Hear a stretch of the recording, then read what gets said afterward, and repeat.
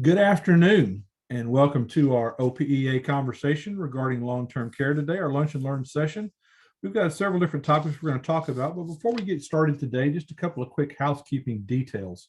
All participants are in a listen-only mode. And what that means is we can't see you, we can't hear you. So unlike a typical Zoom meeting, maybe through church or with the kids or something like that, or through your office, it's not a Brady Bunch look. What that basically means is if you want to communicate, you can put it into chat or into Q&A.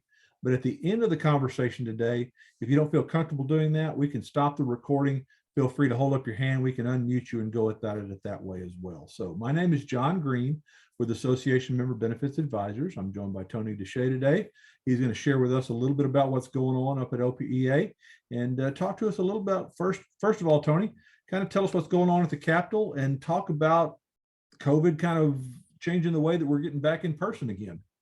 Yep. Thank you, John. Appreciate you. My name's Tony Deshay. I'm the communications director here at the Oklahoma Public Employees Association. So I'm just going to give a quick rundown about some of our changes and updates about what OPA has been doing. So first bullet point, we have requested guidance from all the state agencies to figure out what the policies are about where we can be in person and where we can do events at.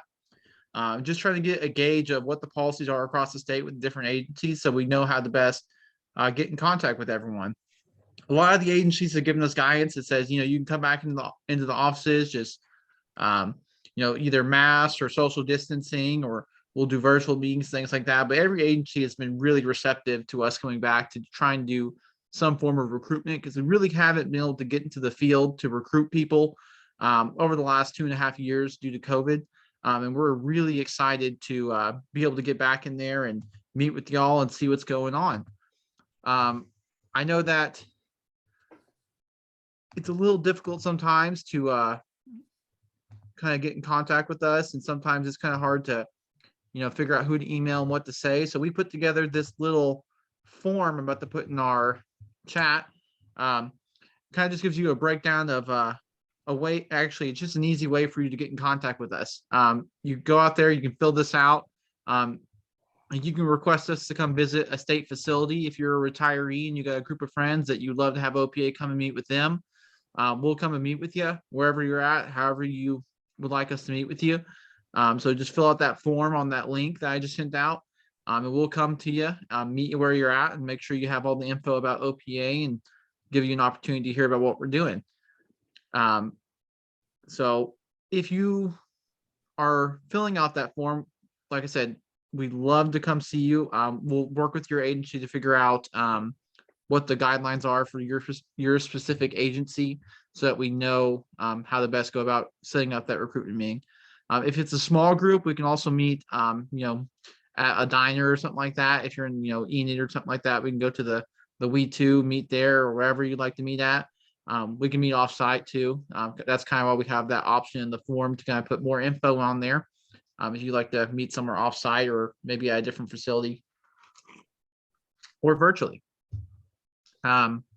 So just kind of a quick rundown. I know it's been a while. Some of you may not know what OPA does. We're your legislative representation. We're the group that represents Oklahoma State employees at the Capitol. Any legislation that we run at the Capitol is to improve Oklahoma State employment. And every piece of legislation that we bring to the state capitol has been brought to us by OPA members, state employees from across the state, and state retirees. With the new due process system in place, we are having great success representing Oklahoma State employees, and we're having great success getting good outcomes for them in that new process. So if you're an Oklahoma State employee and you're having to go through the grievance process with an adverse action, termination, demotion, suspension, any sort of punitive transfer or anything of that nature, we'll love to help you through that due process system. We've expanded the due process system to 95% of Oklahoma State employees. And so a lot more people now have access to that due process system. And we want to make sure that you know that you can contact OPA and we'll help you get through that process. If you ever have issues with your insurance provider, your state insurance provider, we can kind of help, smooth over some of those issues you may be having with them. You're getting bills that you're not expecting. If you're getting, out of network charges when you're in network or anything of that nature, give us a call. We have great relationships with some of the insurance providers that do provide insurance for state employees. And we like to be able to make sure that our members are getting all the benefits they deserve and getting their benefits applied correctly when they're using their state insurance. Something we've been doing a lot over COVID is building relationships with agency leadership and the elected officials that help us govern our agencies.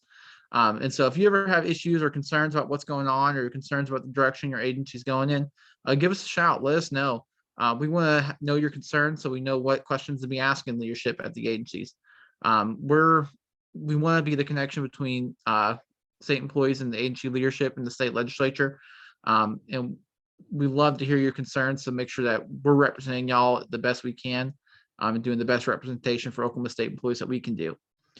I'm going to post another advocate article in the chat box. This is our legislative update that we released on March 3rd. March 3rd was the committee deadline. And so every bill had to have been heard through its Chamber of Origins committee. So if it was a House bill, it had to get through the House committees. And if it was a Senate bill, it had to go through the Senate committee. And so that deadline was last Thursday. And we put a legislative update article on our advocate for OPEA members. I'm sending it to y'all right now. Usually we're trying to reserve the advocate articles for OPEA members, but I think this one's so good and it does a good breakdown of what's going on legislatively. You can see through there on the bill history and every piece of legislation that we've ran through. And so everyone on here has passed the committee deadline and is ready to be heard by the full chamber. Some of them have already passed through the full House side. We haven't had any Senate bills pass through the Senate or full Senate yet. They will be heard eventually, but not yet. We had our state employee pay modernization pass off the House floor. We've had our 3% pay raise increase for all Oklahoma State employees pass off the House floor yesterday. And we've had a couple other pass off the House floor. If you want to talk specifics on legislation, give us a call. That'd be the best place to do it, because there's tons of bills that we've had move in the last couple of weeks. And even this one that we have put together less than a week ago, it's already kind of out of date because we've had a lot of bills move in the last couple of days. But if you're an OPEA member, you'll be getting another legislative update next Friday with all of the information about legislation, where it's at and what's changed, and where we're going to go from there. But every day we're up at the state capitol working for you. Every day we're up there making sure that someone's looking out for Oklahoma State employees. I make sure that someone's in those legislators' ears to make sure they know that state employees pay attention to this stuff and state employees care about this stuff. So the last link I'm going to put in here for us is our membership application. I'm going to go over a quick rundown of what OPEA membership looks like. It's $18 a month. If you're paid every 2 weeks bi-weekly, it's $8.31 a paycheck. All of our dues can be done through payroll deduction. So it's real quick and easy. It just goes on your payroll, and then you can leave it there and not have to worry about, OPEA contacting you to renew and do your annual membership and things like that. Of course, if you like to do an annual membership, pay by check or pay month to month, we can do that. But it's always easiest just to do it through payroll deduction. When you're signing up with OPEA, you have a couple options. We like to keep all of our money pools separate, so everyone has the option to spend their money as they like. You can do either just a general OPEA membership, or you can do an OPEA PAC membership. Both of them get you the same representation. Both of them grant you the same access to everything AMBA offers and everything that we offer. The only difference is how your money is spent once it gets to OPEA. If you do an OPEA PAC membership, a portion of your dues does get donated to our OPEA Political Action Committee. If you decide to do the membership that does not include an OPEA PAC donation, it's the same amount. Everything stays the same. It's just that all of your money will stay within OPEA and help membership dues, help membership initiatives and things like that. Whereas if you do OPEA PAC, I believe $275 of your $18 dues will be going to the OPEA PAC to help with candidates running for office, people who are going to help Oklahoma State employees. Our PAC is a nonpartisan group. We do not care if there's a D or an R next to your name. All we care about is your opinions on Oklahoma State employees and how you voted in the past regarding Oklahoma State employees. And so that's the only thing we look at. Say, are you going to be good for state employees? Are you going to vote yes on our pay raises? Are you going to vote yes on improving our retirement?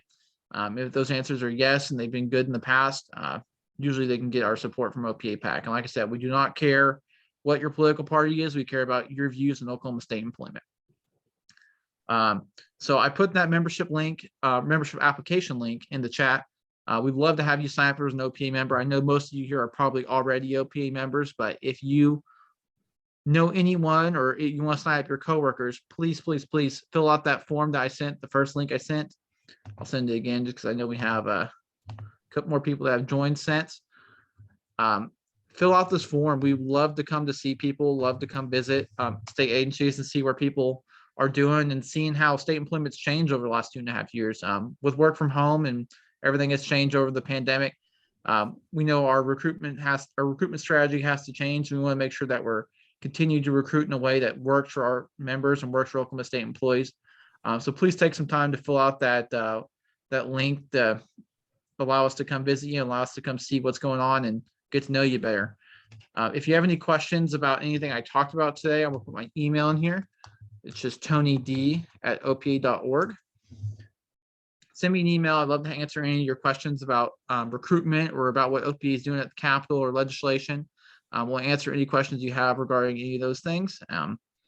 And that's all I really got for you today, John. I appreciate the time you've given us to talk about this today. And that's it for me. Absolutely. Thanks, Tony. Appreciate it. Again, follow those links up there in the chat. It will keep this up even after the webinar is over, so you can go follow those links if you don't want to do it during the meeting, which is great. If you've got questions specific for Tony, feel free to drop them into chat or Q&A. He's able to monitor those and see what's going on out there and answer those questions as we go forward here. So moving on ahead, just real quickly, my name is John Green. I work with Association Member Benefits Advisors, and we partner with OPEA to provide the supplemental benefits, membership resources as well for all OPEA members. I live a little bit north of Houston with my wife, who's an elementary school teacher. I got my schooling started in Bethany, Oklahoma, before we moved down here to Texas. But most of my career I've spent in schools and with state employees, helping them understand what their retirement years are going to look like. And so that's kind of the purpose of these educational webinars, as we walk through some of the conversations we're going to have today. Just a quick reminder though, and Tony brought it up, especially talking about membership.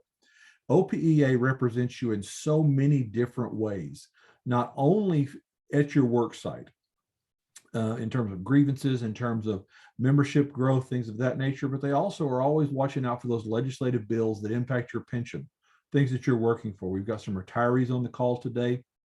We've got many of you who are active employees. You're working in the long run to receive a pension, making sure that that's protected, making sure that your health benefits, your pay raises, those things come in on time the way that you expect them to be. Keeping you connected with a state like Oklahoma, where you've got a couple of population centers and then everyone's scattered out in rural communities, keeping you connected in your different agencies is so important. OPEA is an excellent opportunity, an excellent way to do that for you, and then provide you all the discounts, the benefits, the things that really make your membership even more valuable. That's how AMBA and OPEA work together. We're a relatively new relationship with OPEA, but at AMBA, we've worked for the past 40 plus years with associations all across the country in about 40 plus states that are just like yours. Active and retired state employees, firefighters, police officers, nurses, educators, all across the spectrum. David Moritz is our leader in Edmond. They're in Oklahoma. He's got a team all across the state that can help you out with any questions that you have. And some of those questions that people run into, and they talk about why they like having the advantages of OPEA and AMBA together. It helps fill in those gaps that you don't have covered from the state, from your benefits. They're portable. If you leave state employment for whatever reason, you can take your OPEA benefits with you as well. And then a big reason, especially for active state employees, that they like of having OPEA and AMBA together, you can extend your OPEA benefits to maybe some of your children who have aged out of your state benefits, or to parents who were never eligible for your state benefits. OPEA and AMBA together can extend those benefits for you. And on this subject we're talking about today, it can really impact you, because if you do some proper planning with your parents, it can help prevent you from having to take off extended period, run out of leave days, run out of personal time off to take care of a loved one. And we're going to talk about that in this whole concept of long-term care, home health care, extended care conversation as we go through here.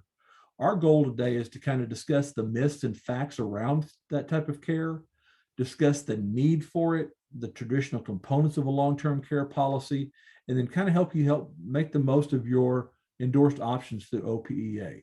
Before we do that, to help me kind of tailor my conversation today, I'm going to launch a poll real quickly and just ask the group on here if you've made some type of preparations for any type of long-term or extended care on yourself or on a loved one. So the question out there is anonymous.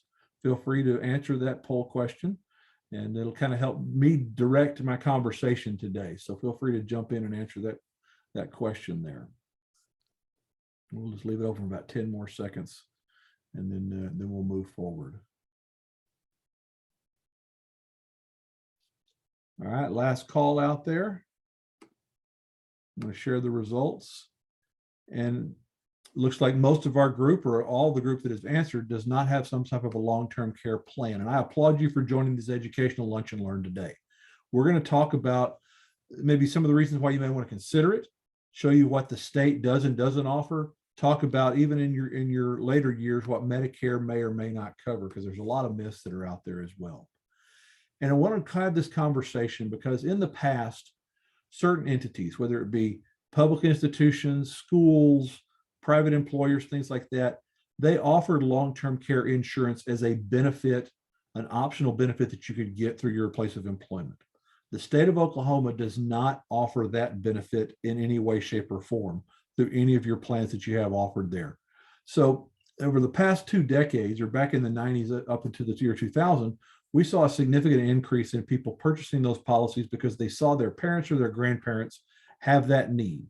And those policies became more and more available, so they took those plans out. All of a sudden, the claim activity skyrocketed off the chart, and companies started raising their rates significantly. They started charging much higher premiums for new policies, and they tightened up underwriting guidelines. And so now we find ourselves today with a significant decline in the number of people who are taking long-term care policies. What that doesn't change, however, is the fact that without proper planning, the long-term care impact on your future generations can be great. And I'll tell you this, I'll share it with my own personal story in just a moment. So we often think of long-term care in terms of let's take care of mom and dad, or let's provide something for ourselves. But it can impact generations of children and grandchildren as well. So it's so important that you've got that coverage out there. And this is why I have this conversation. This is why it's so personal to me. This is a photo of my father and I at his long-term care facility back in July of 2020, right in the peak of COVID. We were able to go see him one at a time with a 2-week notice, that kind of stuff like that. This was the last time that he remembered who I was when I came to see him. Was July of 2020. He passed away in October later that year after spending almost 2 years in a long-term care facility in Marble Falls. And then we moved him into Austin for a little bit more specialized care. And because he had the foresight back when he passed away when he was 80, when he was early 60s, to look at a long-term care plan, my stepmother, my brother, and I were able to take care of him the way that he needed to be taken care of without any significant financial burden on the family. And so that's why I'm passionate about this. This is why I want to share with you our conversations today as we go through here. Before we jump in, I want you to grab a piece of pen and paper, just do a quick 1 through 6 and answer this true or false quiz. So we're going to talk about these different topics as we go through here. Long-term disability and long-term care are the same thing, true or false. Very few people ever need extended long-term care, true or false. Only people over 50 need long-term care. Nursing home confinement is the only long-term care option there is out there. Or Medicare pays for everything, true or false. And I should just wait until I'm retired to make a decision, true or false. In every one of these situations, every one of these questions, that answer is false. I want to make sure as we go through here, we explain these things. First and foremost, especially for the active state employees on this call today, you have long-term care, long-term disability. You may have that type of plan through the state. I can tell you long-term disability will help with because it basically insures your paycheck, what long-term disability does if you become disabled. it will not be enough usually to pay for long-term care. They're not one and the same. So we're going to talk about the other things as well as we go through this conversation today. Feel free to grab a pen and paper, because the reality is, in our lifetimes, when you're thinking about this for yourself or for your parents, 70% of individuals who reach age 65 and beyond are going to need some type of extended care in their lifetime. And extended care doesn't always mean, like my father's situation, the last 2 years of his life in a nursing home. It could be the result of extended care resulting from a fall, from an accident, something like that, or some type of medical procedure. And it could be for a shorter period of time. So there's a significant need out there. Many folks will need this. Everybody on this call, everybody that responded to the survey, said they did not have a long-term care plan. So I want to do a little backup education in terms of what a traditional long-term care plan looks like. So if you're out in the market looking for one of these things, or you know of a family member that has one, you can understand what the components of a long-term care plan are. To qualify for long-term care coverage, think of it in terms of a hamburger. Your buns are your qualifications. If you have one of the qualifications, you can then start to receive long-term care benefits. Activities of daily living is one of the buns, or one of the qualifications. Most plans have to have the loss of 2 or 3 activities of daily living: bathing, continence, toileting, being able to wipe your backside, those unfun things, dressing, transferring, feeding yourself. If you lose 2 or 3 of those, then your long-term care policy kicks in. The other qualification could be a cognitive impairment. So in the case of my father, he had vascular dementia. That is what triggered his long-term care plan. So think like dementia, Alzheimer's, something like that. If you have that, or you lose activities of daily living, that triggers your long-term care plan and being able to be eligible for that. So once you trigger it, the meat, where the money comes in is your daily benefit amount. Traditional long-term care plans had 2 types of ways that they made payments once you qualified. They would pay you a daily benefit amount of $100 to $300 a day, depending on what you chose, or they would pay you a pool of money that said you had this amount of money. Once you ran out, you were out of money. Then you had length of coverage provisions in there. Now, the pool of money just said you have this amount of money. If you use it in 1 year, 2 years, 5 years, 10 years, as long as you have that money left, you can use it. Once it's out, it's out. Other plans that had the daily benefit amount would say you've got this amount per day for 3 years, 5 years, or for your lifetime. And of course, you can imagine the cost varied based on the length of coverage out there. Then you have an elimination provision. Think of this as kind of like a deductible for your long-term care policy. So, you live in Oklahoma. I remember when I lived up in Oklahoma, I was always afraid of tornadoes, hailstorms, stuff like that. It works very similar to your homeowner's deductible. You have a hailstorm roll through, you have that deductible you have to be responsible for before the insurance company pays on your roof claim. The elimination period works the same way with a long-term care plan. You will have a period of time that you're responsible for paying for your care before the insurance company comes in. Most plans had a 90-day elimination provision or a 180-day elimination provision. So you're responsible for the first 3 months of your care or the first 6 months of your care costs before the plan kicked in. This is a way that companies could keep the premium cost lower by transferring more of the cost upon you, the expense in the initial phases. Then some plans have restrictions on location of coverage, meaning you could only be covered if you went to a nursing home, or you also got coverage for assisted living facility, or you may have had coverage for at your home as well. Certain plans had some restrictions, some didn't. Then you had a couple of riders that kind of topped off your long-term care burger, so to speak. You had an inflation protection rider that said you have a certain amount of dollar per day, but we're going to add 5% every year so that benefit grows the older you get, because we know inflation grows as you go forward as well. And then some plans had a non-skilled services provision in the plan that allowed you to have someone just to come to the house to do housekeeping services, cook, clean for you if you were sick, something like that.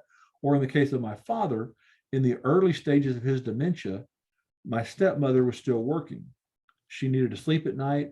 My father would get up and could wander around the house. He would go outside, go in the garage. He could hurt himself.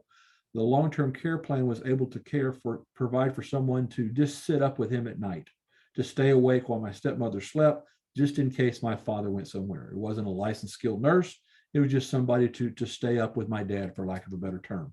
Some plans have those non-skilled services built in there. So that's kind of a look at what a traditional long-term care plan is. You don't find too many of these plans out there anymore. The ones that you do find, you've got a lot of different levers and bells and whistles on them. And we're going to talk kind of about those things as we go through here. Feel free to drop it into chat, a question, into Q&A. We'll answer those questions as we go forward. Also, we'll talk about so many different ways that we can answer any other questions at the end, ways that you can get a hold of us as well. When we talk about extended care out there, extended care can be a wide variety of needs. Extended care can be care in your home for recovery from a surgery. Extended care could be care in your home for long-term needs. It could be care in a nursing home or some type of long-term care facility like my father was in. It could be extended care in some sort of a military VA benefit hospital, something like that. Or it could be what I call continuing care facilities, continuing care communities. These are assisted living communities where you come in and you purchase maybe a unit, and you and your spouse or you by yourself live there. You take advantage of all the activities, the dining facilities, the hall, that kind of stuff like that. And then as your health declines and maybe your needs increase, they've got somebody on site that can come do a few cleaning things, minor medical things. And then as you progress even further in care needs, you've got that there. So there's extended care is all across the board, and it's available to you out there. Okay. Martha, you asked a great question about this PowerPoint. We do two things. We record this presentation and make it available on the OPEA website. At the end of the conversation, if you would like your own link, or you would like us to send you some of this stuff, we'll give you an email address that you can request that, and we'll take care of you that way. That's a great question. I apologize for not addressing that up front. We do have this available. I will tell you what a lot of our members do. They will take the recorded version, sit down with their parents, or they'll sit down with their own children and just have this conversation, because it's better to have the conversation up front before the need is out there than to sit around and say, okay, I'll take this amount of money of mom's care. Is she going to move in with you, to your brother, that kind of thing, and have that conversation that way. But we do make this available for you, the slides as well as the recorded version. So thank you for asking that. When it comes to paying for extended care, we kind of gave you that broad range of extended care options, what are out there, what that means. A lot of people pay for it out of their own personal assets. Some people seek assistance from family and friends. And I'm not talking about a GoFundMe that says, hey, go fund me to take care of me staying in a nursing home. I'm talking about my daughter or my daughter-in-law taking time off of their career, or me moving in, or my mom moving in with us. That's the type of assistance I'm talking about. Some will go into a Medicaid program. I'm going to talk just real briefly about that in this session. We'll talk more about that on the 24th. And then some will have extended care coverage. And I'm thankful that my father had extended care coverage that provided for him. And I'll kind of show you those costs here in just a moment, because you never know when and who's going to need this. My father purchased his long-term care plan when he was 61, 62, and he had a minor stroke on an airplane coming back from a conference when he was 63. Didn't need long-term care at that point, but it set him down a path of ultimately, when he turned 78, needing long-term care. When he went into his facility, the first facility out in Marble Falls, west of Austin, I would go visit him, and I would notice that there were people there that were in their 40s and 50s in that facility. And so I got to asking the nurses, the aides there, I said, tell me about what was going on here. Accidents, traumatic brain injuries, strokes, even at a young age, were putting younger people in the need of long-term care services. So you never know when it's out there. And as we age, and you've probably seen this with your parents, and I've noticed it more with my mother, she turns 81 in May, she's starting to repeat herself more. She's not able to do some of the things she used to do. And so you start to see that. And so it's not necessarily just those that are older. It could be somebody that's younger, somebody that's in their 50s like myself. You never know when you're going to need this type of coverage. And as we did in that pop quiz, there are some common myths about care. And I want to be very clear, especially with state employees, because you have a very good selection of medical plans that you have available to you. But health insurance does not cover long-term care services. It's not designed to do that. It's especially not designed to care for long-term chronic care, meaning that you're never going to get better type of care. There's also this misperception or misconception that once I retire, Medicare is going to take care of all my long-term care costs. I'm going to show you what they do and don't cover, because there's a little bit of coverage in Medicare as you go forward. And think about this for your parents as well. If they're on Medicare, what Medicare will and won't cover. I'm going to show you that in a moment. And then some people think, well, I've heard so-and-so went on the Medicaid program. That's got to be part of Medicare coverage. Medicare and Medicaid are two totally separate programs. Neither one of them designed to provide long-term care. I'll talk about Medicaid in just a moment.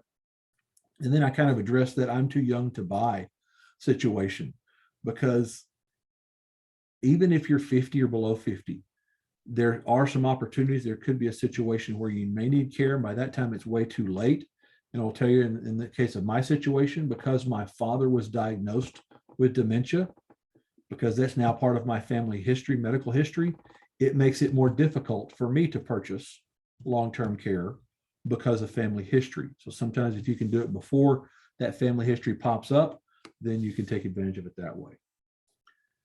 It was positioned to me many, many years ago. Why would you ever want to work all of your life? Whether you're a state employee, a teacher, in the field that I've been in for the past 30 years, and then whenever I retire, to have someone determine how I'm going to live out my final years. It makes no sense to me to do that. Long-term care does not necessarily mean that you are going to be cared for in a nursing home. Most people receive, and most people want to be cared for in their home. They want to be with their spouse. They want to be in a familiar surrounding. They want to be taken care of near the community where they're used to living. And so a good, proper planning can make sure that you stay at home, that you stay in the community that you're familiar with. But if you need to, you can go to an assisted living facility where you've got a little bit more care, but still maintain some independence and some benefits. Or if you finally have to go to a nursing home, you have that ability. So the proper planning can make sure that you've got that peace of mind that you can be taken care of wherever you want to, or wherever is best for you as you move forward in your life. Now, I want to show you some costs that are out there. Mutual of Omaha is the endorsed provider of long-term care for the OPEA members. And they do an annual survey. And this is a survey a couple of years ago that they did where they looked at home health aides, assisted living, nursing home in a semi-private room, or a private room. And you can see out there, it's about $25 for a home health aide, an assisted living facility in a private room, one bedroom, single occupancy, about $5,900 a month. These are national numbers. They're much more expensive in other parts of the country. A nursing home, semi-private, $254 a day, $108,000 a year. Private room in a nursing home, about $123,000 a year. So you can see it gets to be very expensive. I want you to grab a pen because I did some research in Oklahoma, and you can do this for yourself as well. You can go to genworth.com, genworth.com, and at the top you'll find this cost of care link or cost of aging link. And you can put in city, state, zip, all this kind of stuff like that. And you can find out what your care is. So I looked at the two major metropolitan areas in Oklahoma, and I looked a little more rural in the southern part of the state. And you can see Oklahoma is much less expensive than you find in other parts of the country, which is good. That's a good news, bad news situation. The good news is it's less expensive. The bad news is there's not a whole lot of places that you can go or type of care. So you see a home health aide, we're on anywhere from $3,700 a month to $4,400 a month. Assisted living facility, $3,400 a month to $4,500 a month. A nursing home, up to $5,200 a month for a semi-private room, or close to $6,000 a month for a private room. My dad's facility in Marble Falls, a community outside of Austin, was by no means the Taj Mahal. Semi-private room was $6,000 a month. got very good care. I love the people that worked with him. I was very pleased with where he was, but it was not inexpensive. And I was so thankful those 2 years that he was there were covered 100% by his long-term care plan. And so I encourage you to go out there, genworth.com, look around, see what's available out there in your area. What we're finding, and we'll talk about it more on the 24th when we kind of go to the next level in this conversation, is that because of the fuel increases, because of inflation, home health aides, that cost is going up because there's travel costs related to that, things of that nature. COVID restrictions have put a little bit of a crimp on nursing home facilities based on their staffing. So we'll talk about that as well in our future webinar on the 24th. But that just gives you kind of a look at what it is in Oklahoma. Mutual of Omaha, as I mentioned to you, is the endorsed provider by OPEA for long-term care coverage. And they kind of gave me some stats about who uses the care, who goes on claim. The average age of somebody that goes on claim, meaning that they qualify for their long-term care policy to start paying benefits, is 78. But the youngest person that they've had is 27, which blows me away. They didn't tell me why, of course, because of HIPAA, that kind of stuff like that. But I would imagine it was some sort of traumatic brain injury, an accident, something like that. So that's what you see out there. So it's not just the older individuals that are, go on claim. You can be very young as well. Overwhelmingly, it's 2/3 women to men go on claim. What I usually see in this situation is the spouse, the woman, you will usually take care of. The wife will take care of her husband until she can no longer take care of him. And then she wears herself down and has to go into a long-term care facility or get care at that point. The top 3 reasons that people qualify: dementia, heart disease, heart attack, things like that, and then arthritis, which kind of surprised me. Those are the top 3 reasons that people need some form of care, whether it is in a nursing facility, at home, whatever it is. When they go on claim, Mutual of Omaha, one of the strongest providers in the nation, they are the ones that tell us these are the reasons why they go on out there. So that kind of think about family in the past, think about your parents, maybe for yourself, and think, could this be an issue for us as we go forward here? And we talk about pay. I showed you a little bit before. People will spend down their own pay, their own money. They'll rely on a family or friends, something like that. Oftentimes we think, well, I've got a nest egg set away, or I've got some family land, or I've got for my 401k or an IRA set away. The challenge that you have with your own personal savings is the funds may not be available when you need them. When all of a sudden you decide, or your children decide, or you decide for your parents, it's time to start getting care. We can't no longer take care of mom. She needs to have somebody come in with her, or she needs to go to an assisted living facility, something like that. And so those funds may cause you, or that need for money may cause you to have to sell some assets, family land, sell mom's house. Some of those things may require you to take money out of an IRA that you weren't planning on using except for your retirement. And it may trigger some taxes. It may trigger some type of loss of future earnings, something like that. So that's a difficult situation when you have to pay that first dollar out of your pocket for that long-term care. And then some folks say, well, I'll just go on Medicaid. And we're going to touch on Medicaid much deeper here in a couple of weeks. But you can use Medicaid in a very much a last resort situation. Let me kind of tell you how this works. This is designed for people with limited assets. Usually people who are employed don't qualify. And usually people who have a pension don't qualify. So I look at state employees as well as retired and active teachers. They don't usually qualify. It's somebody who has very, very limited means, and you have to spend down all of your assets to qualify. The challenge is that whenever you go to apply for Medicaid, they say, okay, you are poverty stricken. You meet this guideline for Medicaid. They'll go back and look and say, oh, well, you sold your mom's house. What'd you do with that money? Or you spent all this money down. They'll do a 5-year look back on all of your financial activities to find out what you did. And that could disqualify you from being eligible for Medicaid. And then once you pass away, or the person who's receiving Medicaid, if you qualify, what they'll do is they'll go back to the estate and they'll seek reimbursement for all the amount that the Medicaid paid for the care while that person was living. I will tell you from personal experience with my father's situation, the facility that he lived in had 3 wings. 2 of those wings were private payer wings, which meant that people with long-term care, paying out of their own assets, whatever it was, they were paying for them. for that care. There was very high patient to staff ratios, lots of activities, lots of stuff for them to do. There was a third wing that was Medicaid only wing. And that wing didn't have as great of a patient to staff ratio, didn't always get included in some of the activities, things like that. Would not be a situation where I'd want to put my father. So just take it for what it will. Medicaid is usually not a great route to go, mostly because of all the hoops you have to jump through and the fact that they're going to come back on the estate at some point and seek reimbursement for that. Now let's talk real briefly about Medicare, because we do have some retirees on here, or some of you who will be moving into retirement soon. Medicare has some very small provisions for nursing home care built in there. And I'll show you how this triggers. Medicare will pay for recovery in a skilled nursing facility after a 3-day hospital stay. If Medicare determines after a 3-day hospital stay that you need skilled care, meaning that you need somebody that can help you get back on your feet, teach you to feed yourself again, walk, be able to get you back to where you're supposed to be, and you spent 3 nights in a hospital, they will pay the total cost of that care for the first 20 days. If you still need that skilled care after the 20 days, you'll be responsible for at least $185 of coinsurance yourself, and they'll pay the rest for the remaining 100 days, up to 100 days. After 100 days, they stop paying altogether.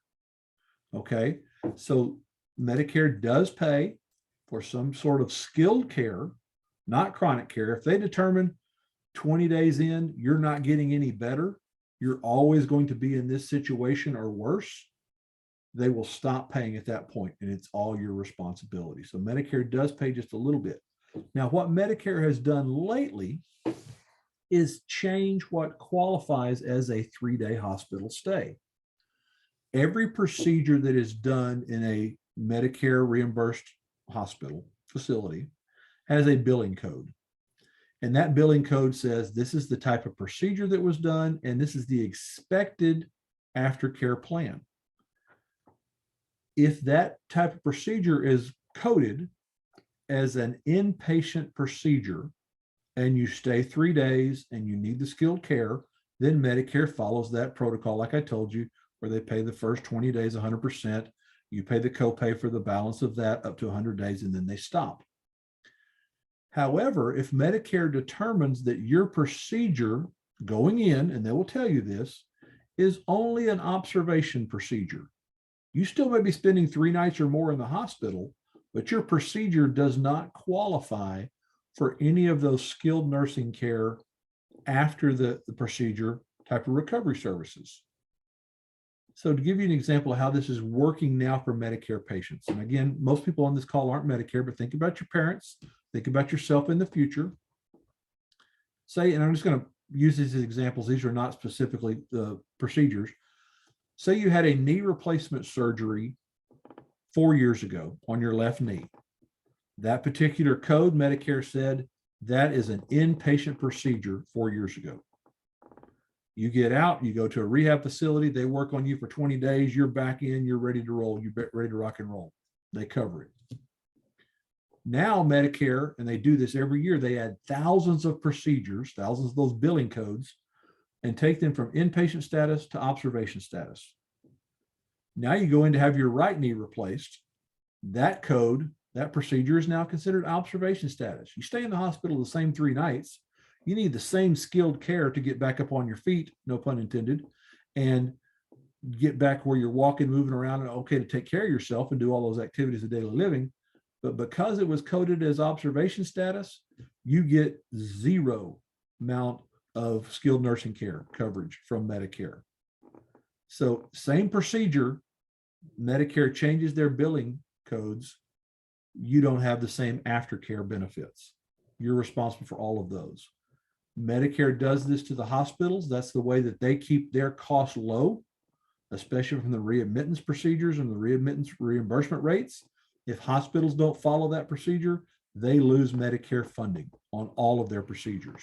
So it's kind of an insidious way that Medicare is cutting costs but still providing the service. They're just not providing all those skilled services afterwards. That's where it falls on us as individual citizens. So another solution could be to have some sort of a long-term care plan that would cover all those expenses that are out of your pocket that aren't paid for by Medicare or by your medical plan. It allows you to protect a portion of your assets. To give you an example, my mother, she says that she wants to give the house to my brother and I. We don't need it. That's fine. That's great. We pass it on to her grandkids, whatever. But she doesn't want us to have to sell the house to take care of her. Again, it allows you to protect that family land, some of the assets you may have built up for your retirement, and take care of you that way. It allows you, most importantly, to stay connected where you want to. If it's at home where your spouse is, near your kids, near your church, all those kind of things, it allows you to stay connected by having some type of a plan out there. Good long-term care plans have stay-at-home benefits. And again, these are benefits that may not necessarily require skilled nursing. Sometimes they do require skilled nursing. You get a home health aide that comes out, or a visiting nurse that comes out and does all the procedures you need. Sometimes it could be just as simple as having somebody cook and clean and meal prep, personal tasks like dressing, bathing, things of that nature, wiping the backside of your mom, that kind of stuff. Those things can be done with a good long-term care plan. Some long-term care plans will help retrofit your home with a special wheelchair or a walker, some sort of adjustable bed as well, if it means you get to stay at home.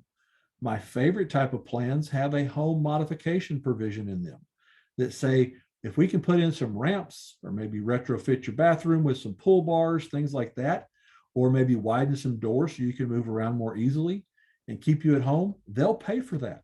Those benefits usually are not covered by any type of Medicare or personal health care plan, but a good long-term care or a short-term care plan can provide those benefits to you. You have your choice. There is a lot of flexibility. I kind of showed you that traditional plan in the past. There are some new plans today that give you the ability to get just cash whenever you have that qualification. Use the cash how you want to. You can use it for whatever it is, to pay for son or daughter to come take care of you, to pay for any additional expenses not covered by your medical plan, things of that nature.